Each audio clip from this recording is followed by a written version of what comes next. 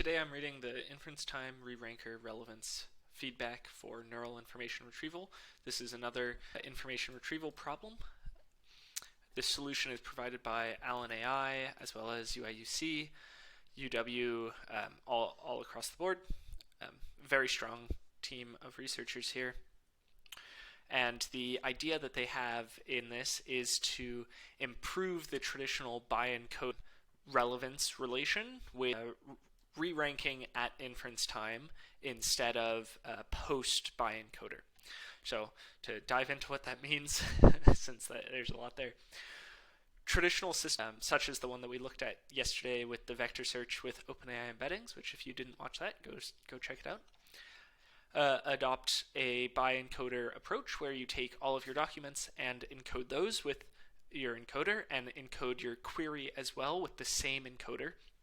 Then you take a top K retrieval, typically the most similar by cosine similarity, and get some output from it. Now this ranked list is shown to be suboptimal, and you can actually put a cross-encoder model on top of this output to then do a second relevance test between the query and each of the items in the ranked list. And this will give you the single number output to say, here's the quality of each of these, and you re-rank based on that. The downside is the cross encoder is slow and it's on a per document basis. You can't optimize this easily across your entire corpus. So you can't say for every document in my corpus, use the cross encoder to get the perfect ranked list. It's just typically not feasible from a runtime and compute standpoint. That's why we have this by-encoder model instead, where we can take a super fast approximate nearest neighbor or just cosine similarity to get the top K before we then do the cross-encoder. Now the approach that this team is taking with inference time re-ranking is to update the query encoding with a knowledge distilled information from your cross-encoder. So they do the traditional first step, as we have already seen. They take the documents, encode them, take the query, encode that. And that's how we do this first step. Query through the by-encoder, or dual encoder is what they call it, to get the query vector. Corpus goes through that same encoder to get the dense index. Then we're going to perform semantic similarity and get the top K passages, top 100, top 1,000, whatever. You pass those through the cross encoder and get ranked scores for each of those selected 100 paragraphs or passages. Then the key insight that they have is to take that information that they have learned from the cross encoder across those 100 passages and use that to update the query vector, to say that the query vector was a slightly misguided representation. We're going to learn and distill from the cross-encoder information based on those 100 passages to update the query vector. Then, using that new query vector, once again pass it through the dense index to get the top 100 passages. So basically we're doing two similarity searches. The first one is the naive traditional search. The second one is using some information, some distilled information from the cross-encoder. Let's get a better representation of that query and then match that against the dense index as usual. They suggest as well that you could put the cross-encoder a second time on top of this to get the re-ranked best passage order. But the improvement is that potentially these passages that you're getting the second time out are not passages that you would have seen in that first pass. Everything kind of comes out in their two pieces. I think the algorithm that they take is relatively straightforward and easy to implement, which is a great piece of this paper. So you take the query, which is your dual encoder or bi-encoder representation, and our goal is to update the query representation. We're going to initialize the vector as usual and compute the re-ranker distribution on the passages that we find. So this is running your cross encoder. Then for however many steps you want to take, we're going to compute a KL divergence between the cross encoder and the query encoder.